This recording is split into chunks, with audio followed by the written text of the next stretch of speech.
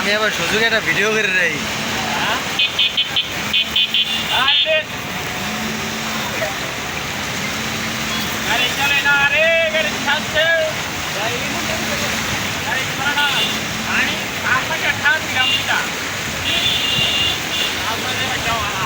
দর্শক দেখেন, এই হচ্ছে ঢাকা আবাসিক এলাকা, ঠিক আছে? শ্যামপুরের অবস্থা খুব ভয়াবহ। মানুষজন অবিশ্বাস করে তারা বাড়ি যাইতে পারে না খাইতে।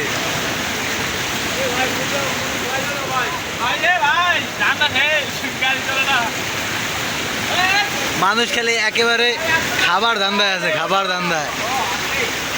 কিভাবে কি খাওয়া যায় না খাওয়া যায় এই চিন্তা আছে, কেউ কাজ বাজ করে না, ঠিক আছে?